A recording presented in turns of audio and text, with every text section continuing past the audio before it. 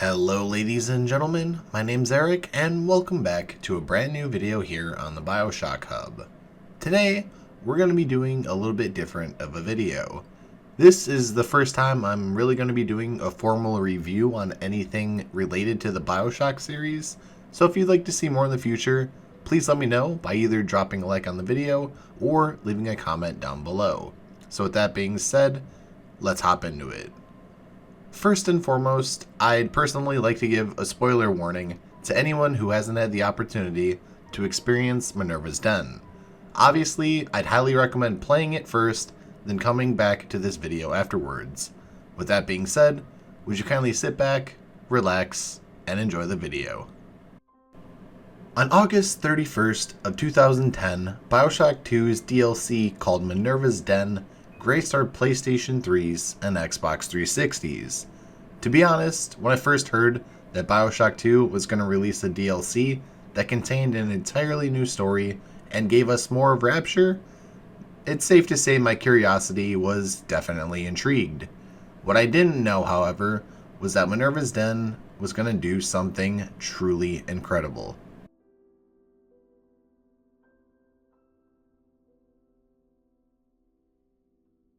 First, let's talk about the gameplay. Sure, the gameplay itself is what you would expect when playing a Bioshock game, especially with how Bioshock 2 actually played. The combat mechanics were great, just like they were within Bioshock 2's base game, and they even implemented new weapons like the ion laser. Thankfully, this weapon wasn't in the main game, which selfishly part of me wishes it was, but in excluding it from Bioshock 2, it gave Minerva's Den something a little bit more unique. Other weapons like the drill, rivet gun, and machine gun, and all of the different ammo types returned. However, upgrading them was a little bit of a different story.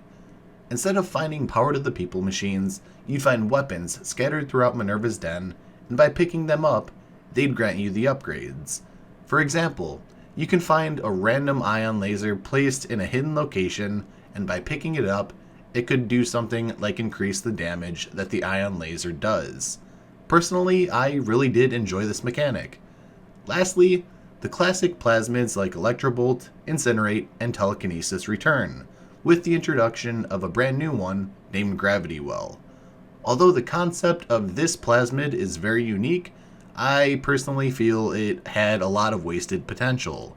Ultimately, Gravity Well was only used to be able to unlock special doors. So, again, I feel that it had a lot of wasted potential, and I personally feel that they could have done so much more with it. Nonetheless, the gameplay was very well done, and the combat mechanics were also very well done.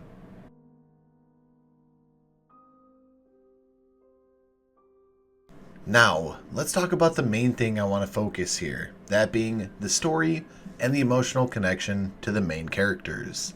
And trust me when I tell you this DLC story is one that you're gonna get emotionally invested in and one that you won't forget as a Bioshock fan. To avoid spoilers, I'll be reviewing this as best as I possibly can without ruining any of the experience for those who haven't played it.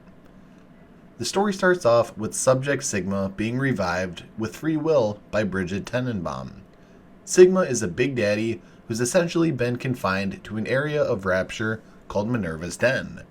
This particular location holds an important piece of technology to Rapture called the Thinker.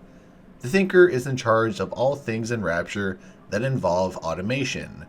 Tenenbaum tasks Sigma to retrieve a copy of the Thinker's program to try and look for a cure for splicing. Subject Sigma is then guided throughout Minerva's Den by one of the Thinker's creators, Charles Milton Porter. He helps you locate the Thinker, gives you information about his former co-worker, Reed Wall, and finding out that he's been using the Thinker in a rather selfish way, but it's also heartbreaking at the same time. I'll play an audio diary or two at the end of the video so you can kind of get a grasp of what I mean. The pacing of the story, the implementation of new weapons and some old weapons, an entirely new setting in Rapture, excellent voice work, and all of the amazing twists and turns leaves you with an experience that you won't forget. And to be completely honest with you, I feel that Minerva's Den is better than the actual main game of Bioshock 2. But, nonetheless, I still love Bioshock 2. Not only did this wonderful story tell you more about Rapture, it also told a tremendously heartbreaking and emotional story that you rarely see in video games nowadays. More specifically, in a DLC. Speaking of Minerva's Den being a DLC, I personally believe that this is the best DLC we've seen within the entirety of the Bioshock series, and I do enjoy Burial at Sea, so don't get that twisted.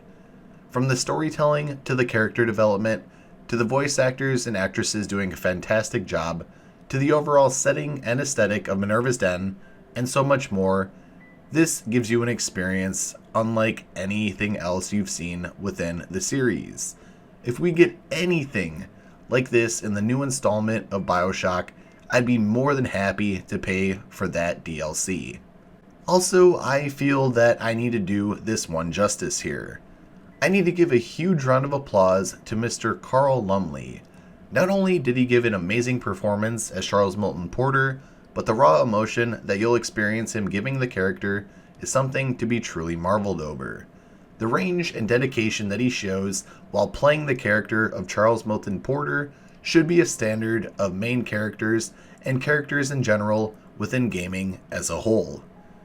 If you haven't played Minerva's Den yet, as I mentioned, I'd highly recommend playing it first before watching this video or any of the lore videos I've made covering this DLC. You're going to want to experience Minerva's Den completely blind. For those of you who have played Minerva's Den, please tell me what you thought of it along with your own personal review down in the comment section below. Now before I let Charles Milton Porter take the rest of this video home, I do have to make a quick side note. Tomorrow, I'll be holding a live stream for charity to help combat the pandemic that's going around the world right now. Many other YouTubers across the platform will be taking part in trying to raise as much money to help those in need as we possibly can. As for myself, I'll be streaming the entire Bioshock series starting around 2 p.m. Central Standard Time to try to raise as much money for this amazing cause as we possibly can as a community. I'm going to mention it in this video and during the stream.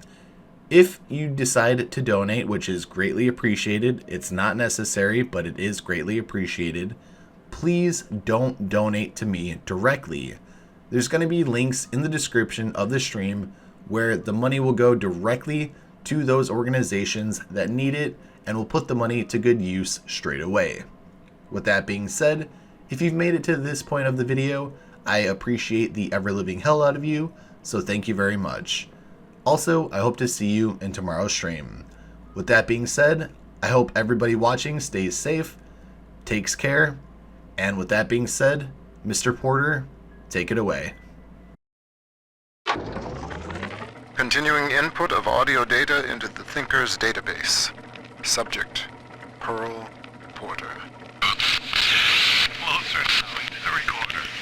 I don't know what to say, Milton. This is Mrs. Pearl Porter speaking. That's the way. And I'm recording this message with my brilliant husband, whom I love very much. And, I am so looking forward to seeing London. That wasn't so hard, now was it? Won't you be glad that we have these to listen to when we're old and gray?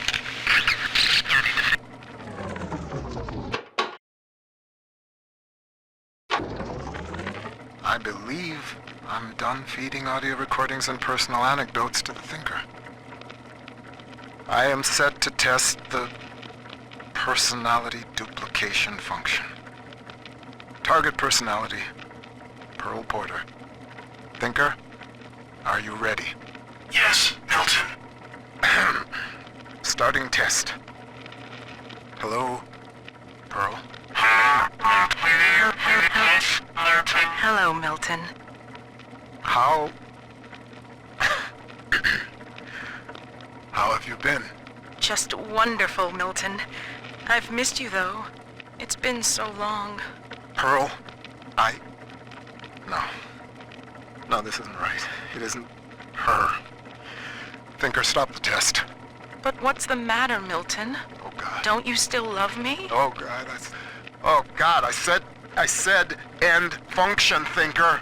Now. It's over.